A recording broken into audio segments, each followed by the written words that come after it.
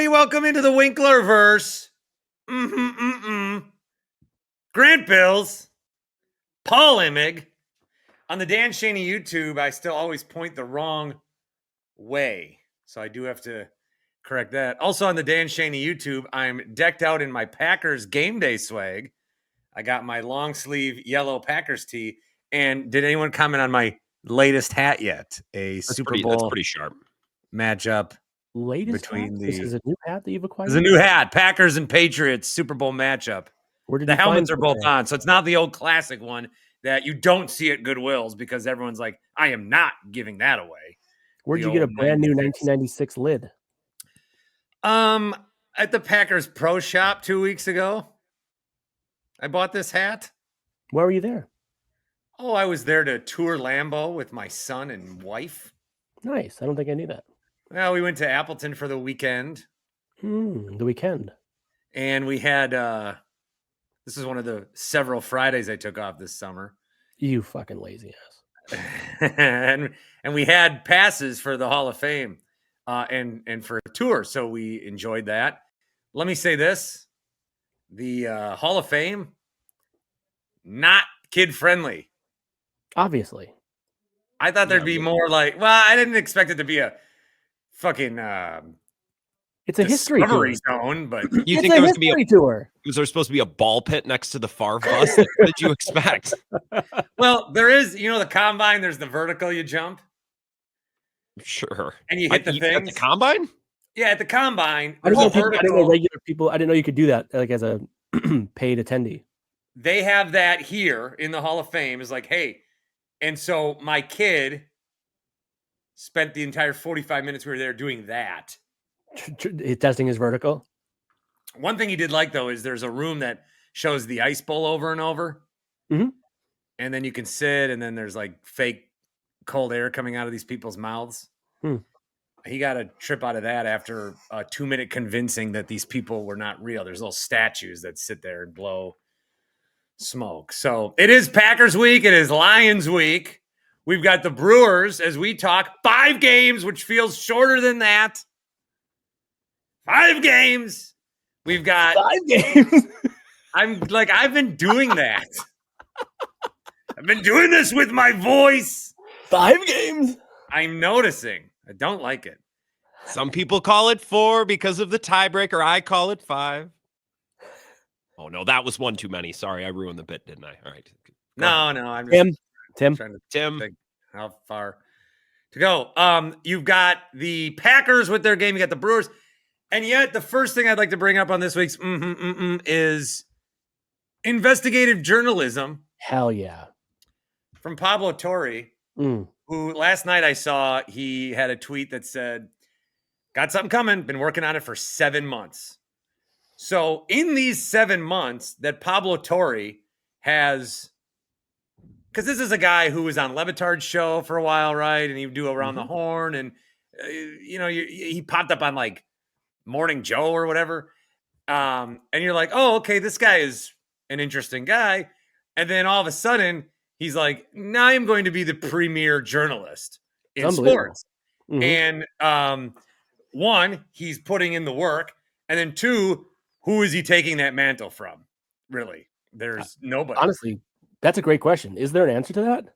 No. Pablo Torre, there's nobody. Nobody's space is eliminated. That's why the thing when you start your own thing or start your own business is find a niche, find something people want, find a way to give it to them easier.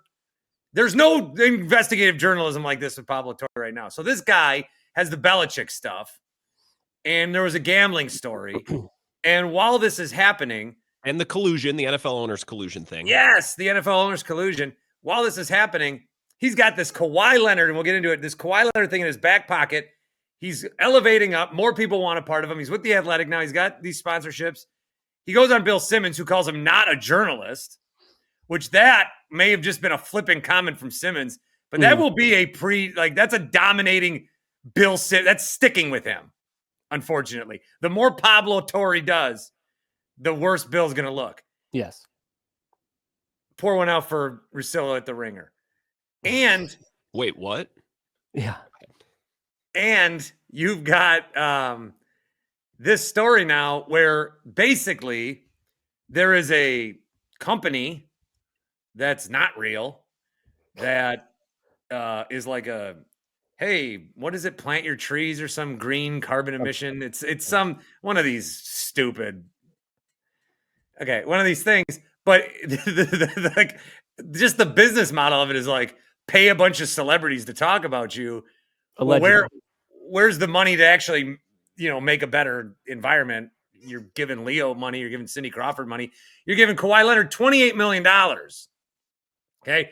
And the company, from what I understand, in the 6-minute clip I watched, is heavily invested in by Steve Ballmer, owner of the Clippers. So the big picture part of this story is they're circumventing the salary cap. And I think a lot of us are going to focus on the Kawhi and Clippers part of it. And there's going to be ramifications to that. Like all the little infractions the Bucks have gotten. Oh, second round pick for, flirting with Bogdanovich. This should be something more than that in terms of penalty. Yeah. But just like with any gambling thing that comes out, or how we all were like, oh, yeah, Shohei's innocent, which I'm not saying he's not, but I'm also not convinced. I don't think this is an isolation thing. I think there is more. Yeah. I think we would behoove ourselves to go back and look at every single cap-friendly deal that any team has taken with a player and look at that owner and his investments and try to connect other dots. Because if they were doing this in college forever, you think they just get to the pros and stop? Have you seen Blue Chips? Yeah. So I mean, this is where, and I'm rambling. I'm not rambling, but that's something that I say as a host to acknowledge my guests haven't spoken in a while. It is. It's good, yeah. I'm sucking up the oxygen. There's no way that there's not more of this. And we as sports fans, like, is it their fault? Is it our fault? But we've put ourselves into we come into sports as fans so innocent. Like, oh, everything's on the up and up with the officials. Oh, that was just a bad call. Oh, that player's hurt. He's really hurt. Oh, there's no, he's taking a team-friendly deal. Oh, Tom Brady wants to play for $17 million. Wow. And we're always so innocent. And I think that these franchises and players and leagues, they've taken advantage of us. And I think we should create a lawsuit for damages. Yeah, the Kawhi thing is utterly fascinating. You could spend a lot of your national show on the micro, on the Kawhi part of it, especially when you look back and you see these articles from that time period, which are like, Jeannie, I think I sent those to you, right? What Jeannie Buss refuses to do the extra things. And remember, Kawhi, wasn't he being repped by his uncle? And that was kind of Uncle Dennis. Isn't there reporting now that Toronto, they had things they wanted from Toronto that they weren't willing to do? Like, this is coming out now. Yeah, the beat writer for the Raptors that posted something about there was supposed to be $15 million in additional endorsements. Oh, if you're a beat writer for the Raptors and you haven't had shit to talk about in years, since Kawhi, this is like a, hey, remember me? Just like when that Making a Murder documentary came out on Netflix, and everybody that covered the Stephen Avery trial 9 years ago was like, hey, I'm a reporter. I was there in the background of that shot. Make that my personality. I was just jealous I wasn't there. Yeah, and then the macros, of course. How many other times? If there could be a documentary on the 2007 Rushford, Minnesota floods, I'd be all over that shit. There was one. You were in it. That's fuck. That's as big as it's ever going to get. Also available on my YouTube channel. The macro, not just when has it happened in the past, but how many times is it currently happening? And how many teams have now, like, oh shit, we better not. If anybody calls you from Pablo Torre finds out, let me know. What do you think? Like, there's got to be even more macro That's a nickname they call me because I do like to take things as a bigger picture. Yeah. And I'm from Wisconsin. So they started calling me Macro Cheese. Where? When? Tim? Just people. Tim, that one bombed. They call me Bart the Bomber. Oh, like mac and cheese. Mac and cheese. Macro cheese. Sorry. Oh. Okay. I mean, I have had a rough day. The power went out. I had to take my kid to school. That's usually Mrs. Winkler's job. I suppose and that's how we will refer to her from now on. Even though she didn't take my name. Actually, she did. But I didn't make her. I just said, please don't hyphen it. Wow. Tim, you got a lot of work to do. I mean, honestly, this is one of those things you listen to and you're like, oh, that's interesting. But what do you add to said? What do you add? In fact, Tim, welcome into the Winklerverse. Grant Bills, Pablo Torre, man, he found out. So here's the thing with like the NFL and the NFLPA already like, man, fuck this guy. Like, fuck this guy. You're saying Pablo. And now the NBA's got a thing that they have to deal with that they'd rather not deal with. They're busy coming up with concepts for the All-Star game, and then this comes across their desk, and they're like, fuck, now we got to do this instead. Yeah, we're trying to implement at what point in the second quarter will you allow the 4-point play? We're trying to implement things like that. And is there going to be a height like requirement on the guys that cannot wear stilts on road games? So we're trying to figure out all these kind of things in the NBA. And meanwhile, you got this. If I'm Pablo Torre, I am hiring the most robust security. I just don't understand how you can continue to go after these leagues and then just be like a mosquito to them where they brush it away. I mean, at some point, it's like, the more he goes, the more I'm like, Pablo, man, maybe you found out enough. Maybe you effed around and found out, or maybe he's going to find out. Pablo Torre finds out enough. Pablo Torre finds out that he's never going higher than a third floor window ever again. Yeah, right. Pablo Torre finds out his credentials have been revoked. Oh, I'm going to use these tonight. Pablo Torre finds out. Is this just your layup line for your actual show? Is that what this is for you? Just work out some material. I will say, No. I explained it in Marvel terms, where good. The Bart Winkler show is the MCU, the movies, and Into the Winklerverse are the Disney Plus shows. Oh, so you don't have to watch either to. Well, no, you don't. Whatever. Who gives a shit? Grant, I've noticed that on the days that we do this, and then he goes and does the national show. I've already taken part in 80% of what the national show then. You're supposed to do not. No, it's great. I mean, it's what it should be. It's what it should be. Look, you're busy. You don't use any of this. You got a show in an hour and a half. Recycle all this material you want, Bart. It's fine. You're a dad. You don't use any. You don't be like, oh, this great point that Bart or Paul said. I'm going to bring to the Winkler Sports Show. I do drop some stuff. I'm actually leading tonight with how the consumer is getting pounded up the rear end because I don't subscribe to Red Zone or Sunday Ticket, but I must defend those who do because the price is right. I'm going to bring it up too. We need a congressional hearing on this shit. And I paid $8 for a half gallon of milk. I couldn't tell you how much milk is, but I don't buy milk. That's why I paid $2.25 for this bottle of effing Diet Coke. It's a you told me can. Bottle's different. I know because I wanted you to be as angry as I was. You told me can. Listen, I'm going to spit out what I'm going to say. It's a bottle of Diet Coke, Graham. What could it cost? $10? $10? Go see a Star Wars, Bart. $2.25 is still ridiculous. Any other comments on Pablo Torre? Any other Pablo Torre finds out puns up your sleeve? Can he find out how to get Stream East up and running? The government shut that shit down too. Can that be his next project? Can he find out how to make my gas a nickel? Can he tell me where my dad went when I was 6? Can he find that out? He said he was going to buy a gallon of milk, interestingly enough. It cost a lot less back then. Can he find out why the 2 girls I hung out in college had intercourse with all my friends and not me? There's a viral tweet here to be. I'm gonna sit. Do you know that one day these two women started humming the Olympics theme song and said, "We're gonna do the Bart Olympics and see how many of your friends we can sleep with." What was the? I was in love with them both. Who won? I didn't. Not Bart. That's for sure. Who came in last? Me.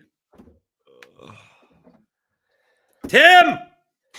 No, actually, this is good. This has got to be good content. I don't care. All right. That's all I have to say on Pablo. What was the other thing we also almost started talking about, and then we said, you know what, we should probably hit record. Was it Pablo, and then there was something else? I don't remember what it was. I'll have one more thing on Pablo. I can't decide whether this is going to shake the NBA to its core or whether no one will give a shit about this in 48 hours. Because to me, both things seem equally likely. No, it's the second one. No, I disagree. No, we're so dopamined out that it's just like another thing. No, and we're going to be on to the next. Oh, Adam Silver's going to swing the hammer, Paul. Is that what you think's going to? No. What I'm saying is, if this happened during the NBA season, if this happened in July during NBA free agency, if this happened during a time period which there was other NBA news, well, it could have happened anytime. Pablo chose today to release it. Which again, if he finished his reporting recently and then chose it, whatever the case might be, the reason I think this has shelf life is because, yes, NFL starts and that's going to take up a lot, but nothing is going to happen in the NBA. It's like the biggest news that's going to happen in the NBA in the next month is this and PJ Washington's contract extension. Kuminga. Maybe. The point is that nothing in NBA world is going to overtake this. Not even Shams saying that it took Thanasis signing for Giannis to end his summer-long deliberation of returning to the Bucks or not. With a shout out to Frank Madden, who was like, "This is all going to end with Thanasis signing on the Friday of Labor Day," and I don't care what day he got it. I mean, you don't get that. He was like, Frank Madden. Well, and did you guys see what Ty Windish tweeted earlier today? He quote tweeted the Pablo Torre story and was basically like, "Why didn't they just sign his brother? The fucking idiots! Like Kawhi's got to have a brother or a cousin or somebody. Like it'd be way easier." No, but that's part of it. How is that not? How is that is something that is manipulation of the salary cap but within the rules.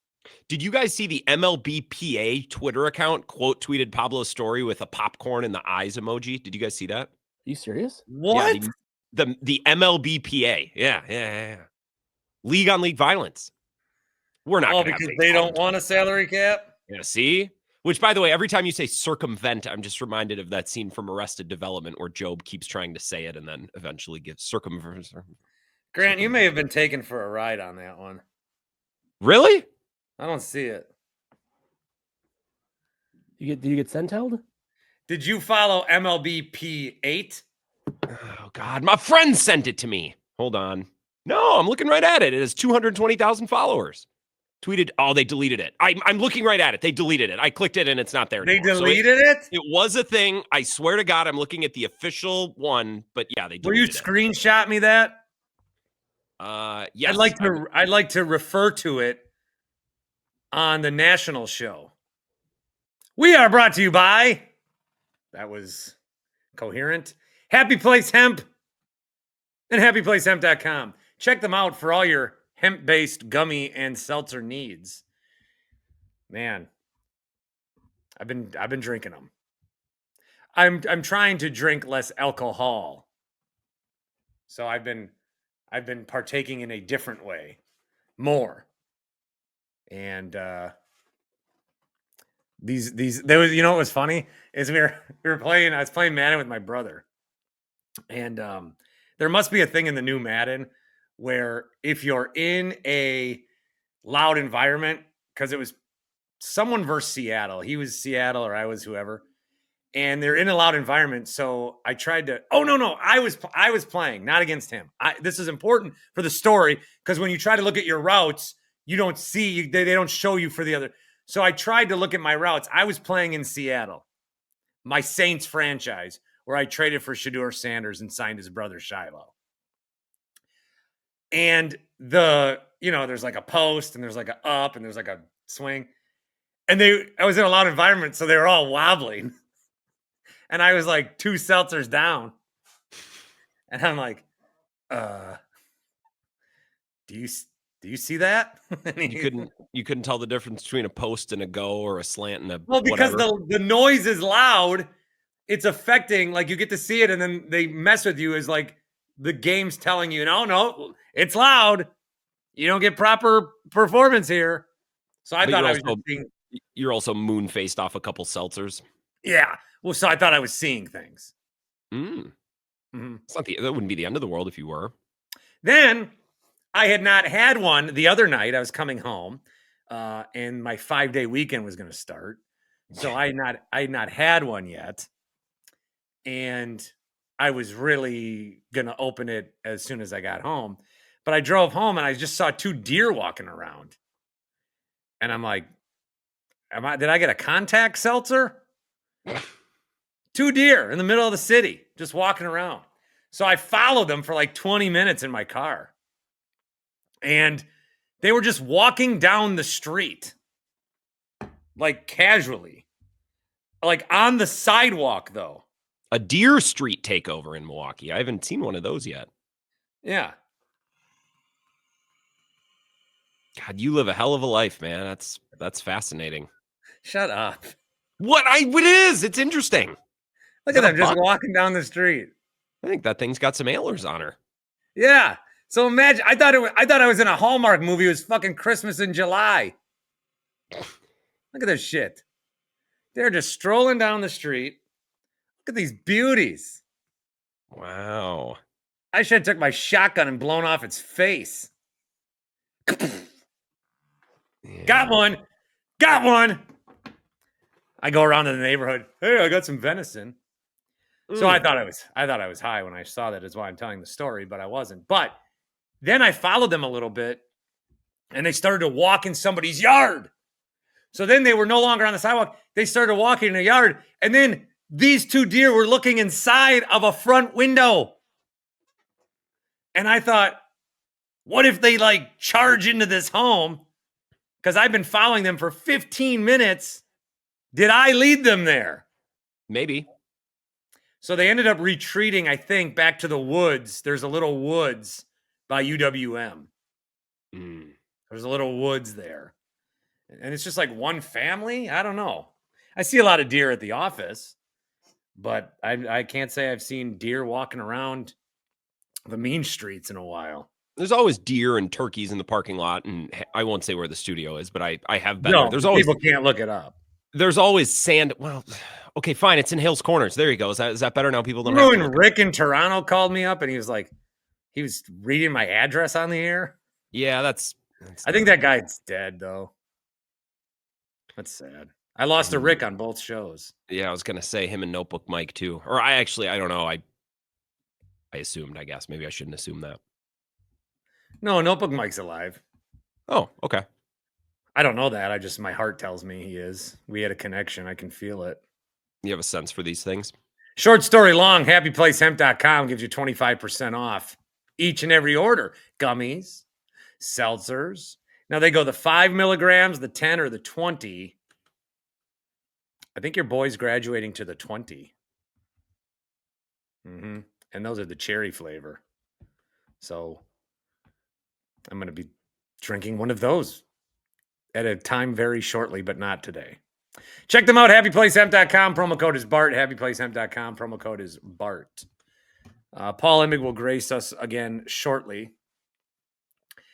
We talked 20 minutes about Pablo Torre and not Micah Parsons, which I really have not covered in detail. We covered him last week extensively with I didn't think it was going to happen. You must have been on the air. I was on the air. I was 5 minutes into the show, and I check Twitter at like 4:02 when I start, and then I don't look at it for the opening segment. So I thought I had like a good 8 minutes on something Jordan Love said in his presser, and he's like, I don't know, it'll probably take some. He made a comment, it's like, you guys have all been hurt in training camp. Are you going to be, ready to go week 1? And he's like, well, it'll be a process. So I was going to shit all over him for, potentially not being ready to rock and roll against the Lions week 1. And everyone on my live stream, which I wasn't looking at, It's like Parsons is a Packer. And I saw like my phone lit up and it's like, according to Adam Schefter, but it was the fan account, which I have notifications turned on. So I figured that Sparky was just cooking a segment. I didn't think it was real. So I did like 6 minutes on a Jordan Love comment. And then we did the rest of the show on Micah Parsons. Yeah. Yeah, I was driving back from the Brewer game. They played in the afternoon, and we snuck out after the 8th. That game sucked ass, didn't it? There was a bunch of runs early and then no runs like the rest of the time. And they lost. I was with my kid, and he had 2 of his buddies and their dads. So, that ended up being an expensive day. Mm-hmm. And then we're in the car, and I'm driving one of the guys home, and I get a text that said, "It happened." Now, I thought many different things at that point. Yeah. Yes, continue. Like, did we make contact with aliens? That wouldn't be text worthy. Not in 2025. Did you see some light show? I think I retweeted it, or maybe I didn't. There's some light show that they can make it look like aliens are going through a time hole, and we're fucked. Oh, yeah. Well, yeah, in so many different ways. Yeah. An alien, they missed their window. That's on my greatest hits CD. $9.99. Dude, okay, I got another tangent for you. Okay. But let me finish this one. Your Parsons reaction? Yes. So then, I was like, oh my God, I have to do a podcast. And I just saw Diana Rossini say this because she's like, I'm at a Starbucks and I needed quiet. And we had to do our podcast for Scoop City. So I was like, can you turn down the music and turn off the Frappuccino machines? And they looked at me and I was like, Micah Parsons got traded. And then how do you do anything in this world? I gave him a 50 and I was able to record. And I'm like, Diana, people don't care enough that Scoop City needs to fucking go live for the Micah Parsons trade. And meanwhile, here I'm rethinking about what I did, where I'm speeding down Lake Drive to make sure I can get home, rush to my basement as we have other people coming over because we're going to the school because it's meet your teacher night. And I have to be late to that because I'm downstairs getting into the Winklerverse. So, I shouldn't throw stones at glass houses. Probably not. I'm trying not But to. yeah, it was, and I turned on the radio. I turned on Sparky, who was off. Sparky was off. And then I did not want to turn on anything else. I can't get you in Milwaukee. No, you cannot. Because you were my next choice. I just took calls for 2 hours. We just had a Micah Parsons show. The first guy who called me didn't know my name. He gave his take and he's like, it's Grant, right? I'm like, yeah, you called me. Of all the things that you didn't know, like you found a phone number. A sports radio number? I don't know. Maybe you do. I have no clue. If you're so compelled to call sports radio, we're not on the other side of that. What do you do? So then I turned on Gelb, and Gelb's doing this whole segment about where Micah Parsons should go. And we're 5 minutes into the news happening. And I'm like, are you guys gonna? So I start to dial to call him. And then finally one of the guys jumped in and said, hey, this is, and then we have to do this now. Let me give you a little Bart Theater. Ready? Okay. Bart Theater for breaking news in sports radio. Yeah, well, I think the thing about this 5-game win streak is that, what's that? Oh, let me check. And is this verified? Is this the blue check mark? I'm looking. It says Adam Schefter. It's spelled correctly. He's got the 1.5 million followers. Yeah, can you look up does Rap Sheet have it? Wow, I guess Micah Parsons has been traded. This is real. You're saying it's real. And scene. It's pretty good. Saw a lot of those videos. Reaction videos, live reaction videos are the ticket now. Oh yeah, especially when you're watching a baseball game and acting like it's Game 7 of the World Series. That's the key to do it. That's the internally. That's how I react to baseball games. Physically, I don't present that. No, not at all. The other thing I wanted to say, and we could talk more, Micah. The other thing I want to say is there was an era where radio DJs could then take their best bits and sell them as a greatest hits. Yeah, I remember. We had those CDs growing up. We had a couple in our house. The Tom Bernard Morning Show, KQRS, the Chucker. We had all that stuff. So you know how some of these new, like, we're the reverse. You have these new players that in all of sports, you have these new players that are making so much money on the backs of everyone that's come before them. You know, you got all these guys from the 70s and 80s in the NFL with concussions and they can't walk. And now you got guys now making more in a game than some of these guys made in a year and retiring early because they got the funds. So you got the old heads mad at the new generation. In radio, I think it can be vice versa because there's a million of us now. I mean, we're both radio hosts right now doing a podcast. Correct. But then back in like the 70s, these guys were celebrity. They were bigger than the music they were playing. Mm-hmm. And you could go to a mom and pop grocery store and have 200-300 people there to see you. And you could sell merch, you could sell CDs. Like, we missed that window. I missed so many. I missed all of my windows. I missed every single one. I missed the radio. I missed the radio window. I was just watching a Jimmy Buffett concert earlier today. I missed my window to be in the Coral Reefer band, which would be like if I could do anything other than this, because this is naturally a dream job. I'd never leave this. I'd be like, being in Jimmy Buffett's band. That'd be fucking badass. Missed that. Born too late. It's fine. Well, you got to make your own window, Grant. Yeah. Something like that. I would like to afford a window of my own in a home one day. 2 bedrooms and a bath, $500,000. I'm working at it though. I mean, we're just a bunch of whiners, complainers. It's fine. It's whatever. It's fine. Hey, even though nobody can graduate college with, the top degrees of the land, you just got to pull yourself up by your bootstraps. Look, I don't like to play the victim. But then again, I'm glad I'm not 50 right now. Instead of I'm glad I'm not, I don't know. Well, you're even older than some of the people that are really fucked. Yeah, it doesn't seem to be the way. But you're also fucked. I think we're all fucked, one way or another. Anyway, Tim, keep that in. That's good for the people to relate. Micah Parsons, the reaction that I had when I talked about it in the live that I rushed for to compete with Scoop City, and you, I suppose, was that there is nothing wrong with this trade. You can't complain about the money. You can't complain about the picks. You can't complain about the fit. You can't complain about any of it. The Packers made a move that they thought would benefit them. This is the odds-on favorite to be Defensive Player of the Year. He's the best defensive player in the league.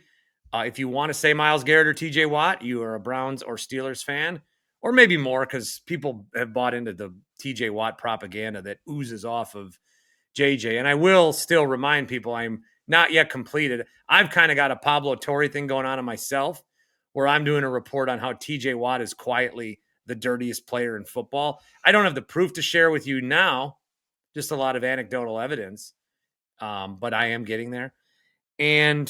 But so you can say, okay, best young defensive player in football. There are 29 guys, whatever you think of the Pro Bowl, there's 29 guys that have been Pro Bowlers each of the first 4 seasons they've played. Okay. Micah is the first now to play with a new team in his 5th year. These kind of players do not change teams. And that's what Goody was up there saying. Like, these opportunities don't come along. Yeah.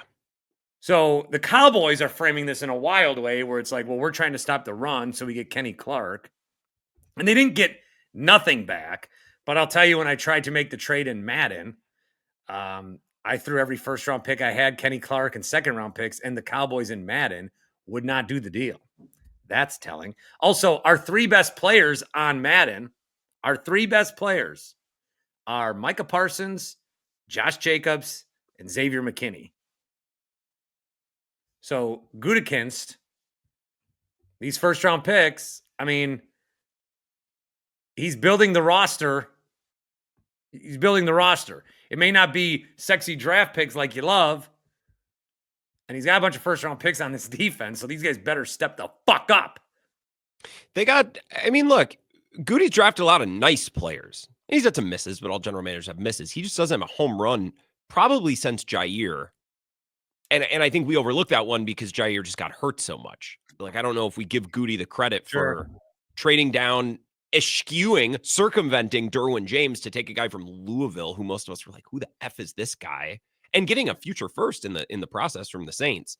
He doesn't have a lot of home runs. A lot of nice, solid doubles. Like Evan Williams is a double. Edgerrin Cooper could turn out to be a home run, right? But I don't think they were going to sit around and hope for that and wait for that and have that be their only plan this year. It's kind of a big year. Like, this isn't a year. I mean, they drafted a wide receiver in the first round, for God's sake. Like, this is the offseason the Packers showed you. Like, we like all our young guys, but we're not going to sit around with our thumb up our butt just waiting for them to pop. We don't have that luxury anymore like maybe we had last offseason.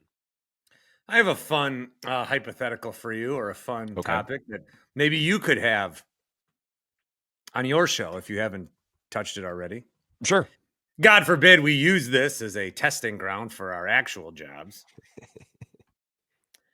Do you think the Packers make this move for Micah Parsons in spite of Jordan Love or because of Jordan Love? Huh? The Packers made this move in spite of Jordan Love. See, I can do it. I will answer that indirectly. I apologize. I heard Nick Wright talk about this last week, and he was like, man, this is kind of a big bet on Jordan Love, right? Like, that was his, man, that's kind of a big bet on Jordan Love. And I'm listening in my car, and I'm thinking, well, if not now, then when? Like, you can't believe that, well, Jordan Love in year 3 is not ready, but in year 5, he'll be ready for a Micah Parsons trade. You know what I mean? Like, if it's going to happen, it's going to happen now. So if you don't think Jordan Love is very good, and he's not worthy of a roster and an addition like this, that's fine. But don't act like, well, he needs another year or two. Like, no. He's been in the league how many years? And he started now 2 full years. He dealt with an injury. Like, this is the window. This is the time right now. Yeah, and I think that a lot of people have looked at it and said, Rodgers didn't get a first-round wide receiver in the draft. Although that's true, but if you look at the receivers, Jennings and Driver and Nelson, they didn't have nothing. We had a Sports Illustrated cover that we always refer to. Mm-hmm. They didn't have nothing back then. So the first round thing, I kind of give the Packers the benefit of the doubt there, because they did find guys. They just didn't take it in the first round. But when it builds up over time and you're constantly taking defense, what are you? But that's where they needed help. They needed help on defense because the defense was always so bad, or not good enough. With this, it's like this potentially, and I don't want to say Hall of Fame, but I want to say this is your 3rd hit on a quarterback in a row. Like, this is your 3rd hit on a guy. And so learn the lessons from the last couple of times. Learn the lessons from when the Packers were at the podium in 2010. And Rodgers said it himself, I think, the other day. Like, I thought I was going back. And I don't think there's a single Packer fan. Like, in 96, remembering that, what I do, I was happy in the moment that occurred. In 2010, I was happy that it was going to happen more. I was looking forward to the next one already, that a dynasty was being built in Green Bay, and then they didn't even get back to a Super Bowl. They didn't even get back there.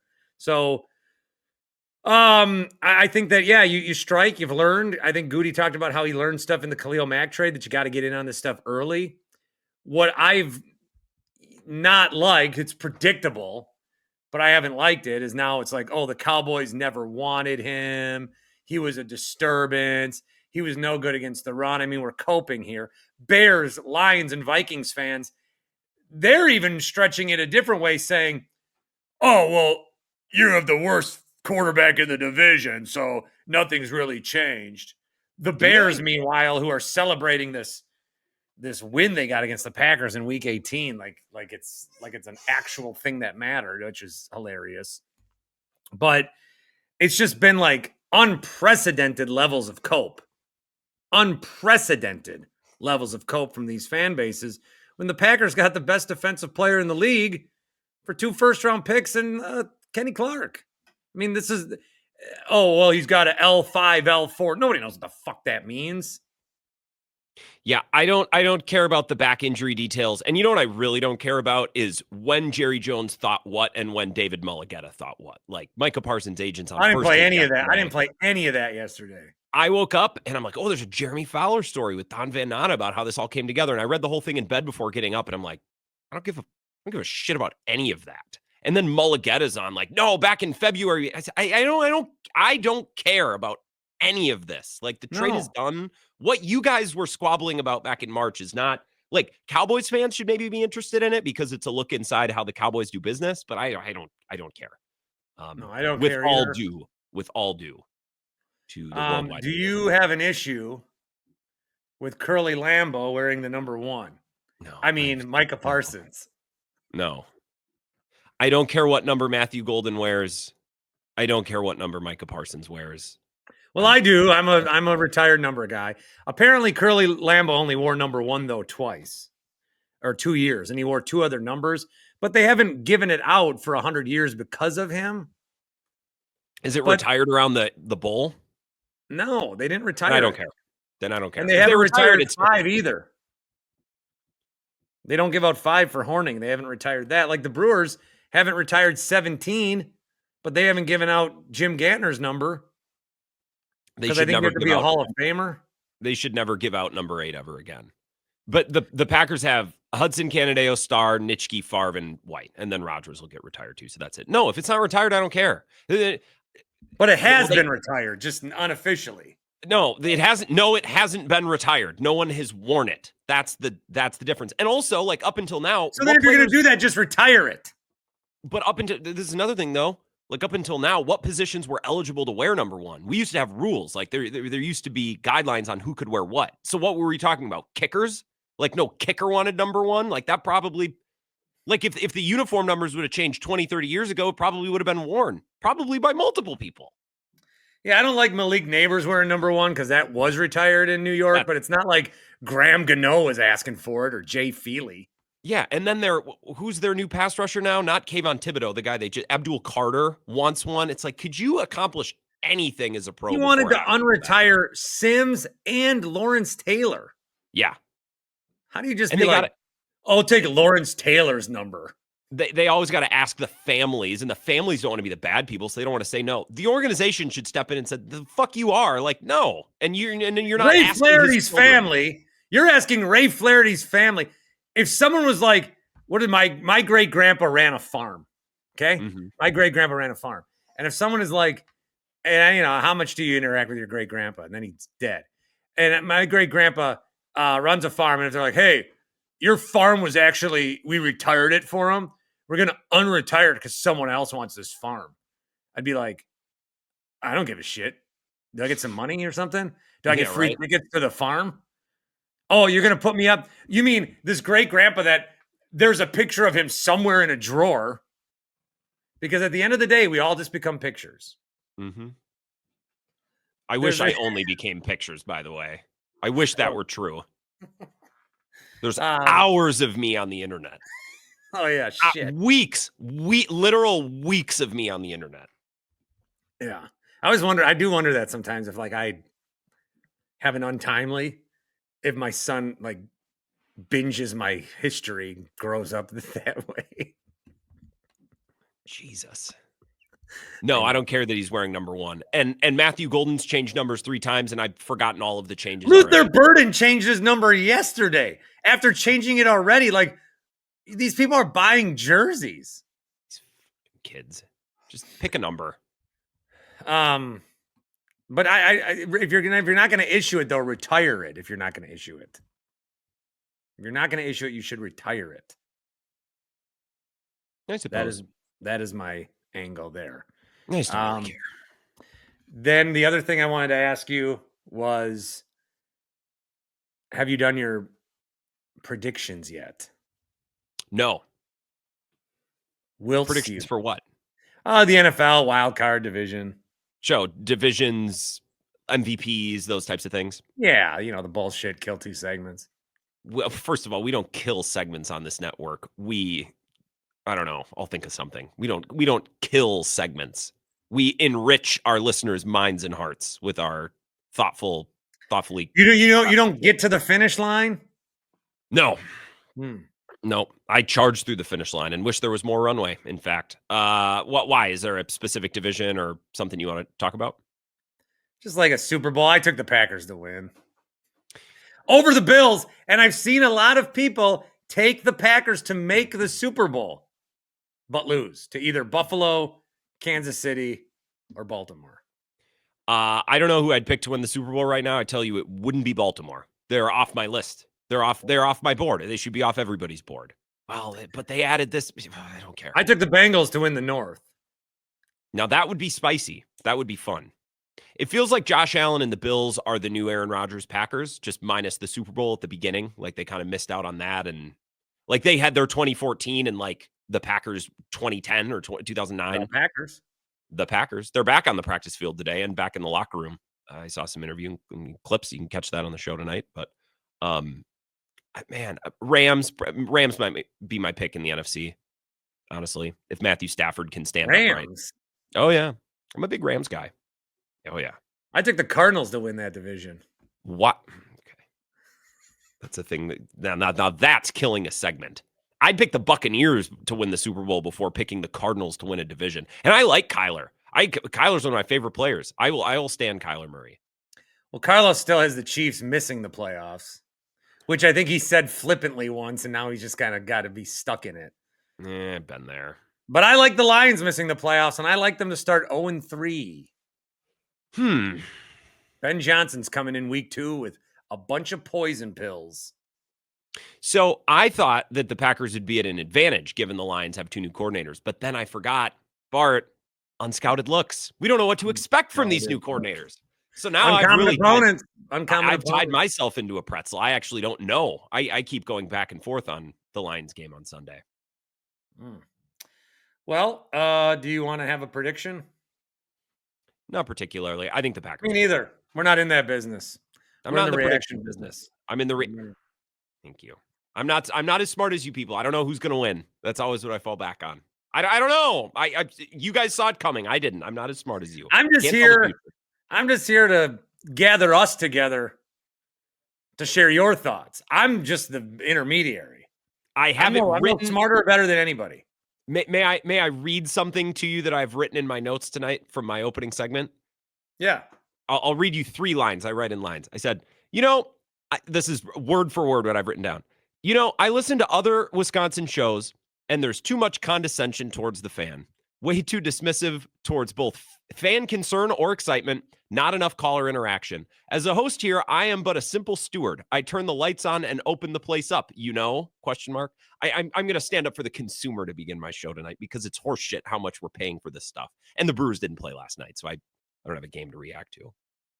That's our job. Are you going to read that verbatim, or are you going to read it where you can tell you're reading it? No, you won't be able to tell that now somebody watches this. No, you won't be able to tell. That's the job. Yeah, if you cram this in and then get the Start a Grant show, if you're an absolute completist. They say extemporaneous speaking. You would have learned about that at your communication studies at the University of Wisconsin-La Crosse, maybe. The radio teacher that I had didn't teach us anything about radio except how to cut reel-to-reel tape. T? No, Dr. T was TV. This is Dr. David Peel. Oh. And he was trapped in the 70s, dude. Yeah. He was trapped. No automation in that class.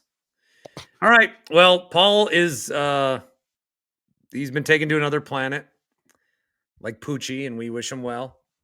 We'll catch up with him next week. And Grant, I didn't get to say it to him, but I got to say it to you. And that is just a simple thank you for stopping. Unless you have anything else to say. I don't. Go ahead. Into the Winklerverse.